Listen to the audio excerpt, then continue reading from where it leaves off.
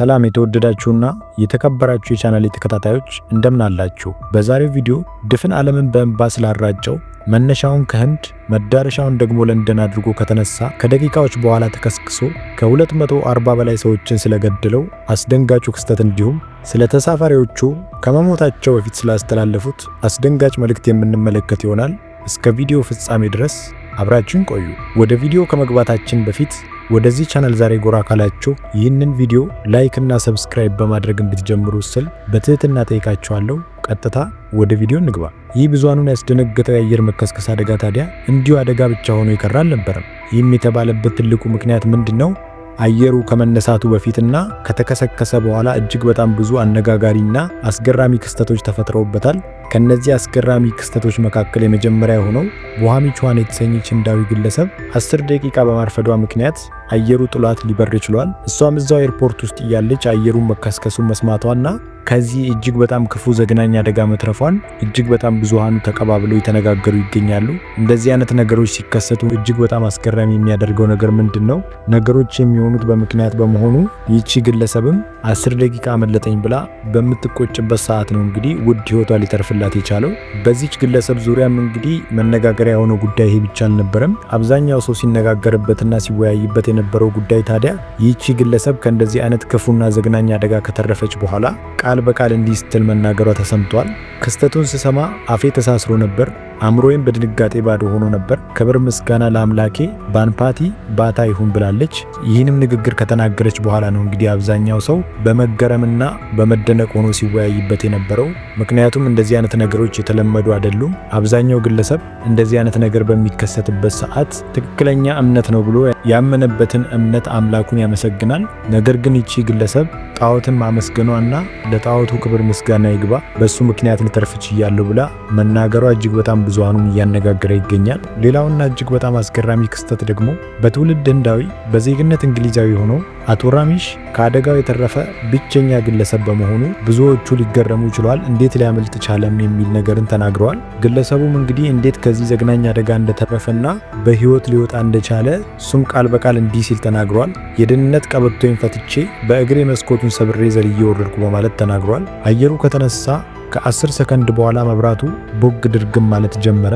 አፍታም ሳይቆይ ከደቂቃዎች በኋላ መከስከሱን ተናግሯል። ከተከሰከሰም በኋላ ትንሽ ጭላንጭል ብርሃን በውጭ ላይ በማየቴ እንደምንም ያለኝን ኃይል አጠራቅሜ ወደዛ ቦታ ሄጄ በእግሬ ሰብሬ ልወጣ ችያለሁ በማለት ተናግሯል። ይህም እጅግ በጣም አስገራሚና መነጋገር ያደረገው ጉዳይ ደግሞ ምንድነው? ይህ ግለሰብ ከሁሉም ተሳፋሪዎች ብቸኛ የተረፈ ግለሰብ መሆኑ ነው። ከሱ ውጪ በዚህ አየር ላይ የተረፈ አንድም ግለሰብ የለም።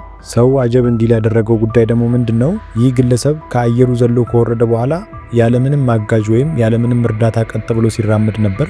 ቀጥ ብሎ ተራምዶም ወደ አምቡላንስ ሲሄድ ነበር። ሰዎችም ከበውት ሲያዋክቡት እንደነበረ በተለቀቀ የተንቀሳቃሽ ቪዲዮ በኩል ማየት ተችሏል። ይህንን ተከትሎም እንግዲህ የህንዱ ጠቅላይ ሚኒስተር እዛው የተኛበት ሆስፒታል ድረስ ሄደው ጠይቀውት አጽናንተውታል። ይህ ግለሰብም በዓለም ዙሪያ መነጋገሪያነቱ ቀጥሏል። ብቸኛ በህይወት የተረፈ ግለሰብ በመሆኑ ሰዎች ተረባርበው እንዴት እንደተረፈ እየጠየቁት ይገኛሉ። ሌላውና አብዛኛውን የዓለም ህዝብ በእንባ ያራጨው ጉዳይ ደግሞ ምንድነው? የአንድ ቤተሰብ አባላት ሙሉ ህይወታቸውን ያጡበት ክስተት ሲሆን እነዚህ ግለሰቦችም በረራው ከመደረጉ በፊት ወይም አየር ውስጥ እያሉ ፎቶን በማህበራዊ ሚዲያ አጋርተዋል። በፎቶ ላይም እንደምንመለከተው 3 ህጻናቶች በፈገግታ እየሳቁ እንዲሁም እናትና አባቶቻቸው ነበሩ። እነዚህ ግለሰቦችም እንግዲህ ወደ እንግሊዝ ሀገር ተቀይረው ኑሯቸውን ወደዛ ለማድረግ እያቀኑ ባሉበት ሰዓት ነው እንደዚህ አይነት እጅግ በጣም ዘግናኝና አሳዛኝ ክስተት ሊከሰት የቻለው። በዚህ አየር ውስጥ እጅግ በጣም የሚያሳዝነው ጉዳይ ምንድነው? እነዚህ ቤተሰቦች ብቻ ሳይሆኑ አዲስ የተጋቡ ሙሽሮች እንዲሁም ልጅ ያላቸው ቤተሰብ የመሰረቱ ግለሰቦች አንድ ላይ ማለቃቸው እንዲሁም የህፃናት ቁጥር ቀላል የማይባል በመሆኑ ጉዳዩን የከፋና እጅግ በጣም አሳዛኝ ያደርገዋል። አየሩ የተከሰከሰበት ስፍራም የጤና ባለሙያዎች ኮሌጅ ወይም የጤና ባለሙያዎች ተሰብስበው ምሳ እየበሉ ባሉበት ሰዓት እንደዚህ አይነት ዱብዳ ሊያርፍባቸው ችሏል።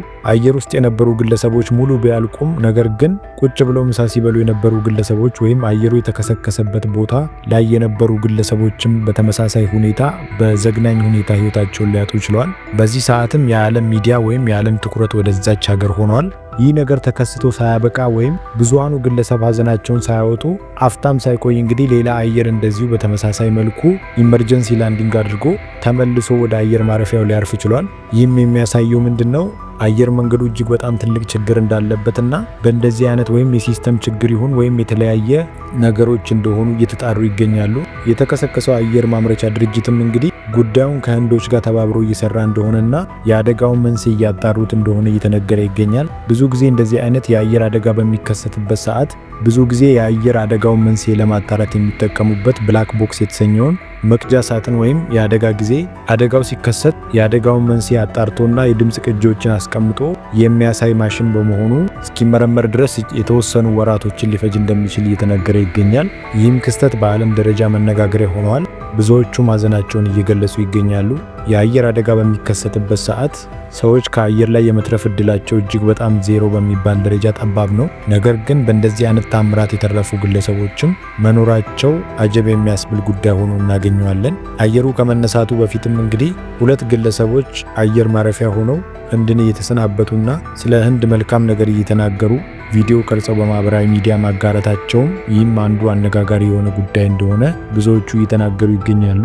የሆነው ሆኖ ይህ አደጋ በእንደዚህ አይነት መልኩ የሰዎችን ህይወት ቀጥፎ ሊያልፍ ችሏል። እናንተስ በዚህ ዙሪያ ምን ታስባላችሁ? ሀሳብ አስተያየቶቻችሁን በኮመንት አጋሩኝ። ውድ ጊዜያችሁን ሰጥታችሁ ስለተከታተላችሁኝ እጅግ አድርጌ ከልብ አመሰግናችኋለሁ።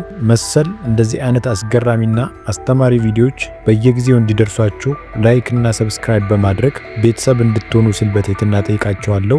መልካም ቀን።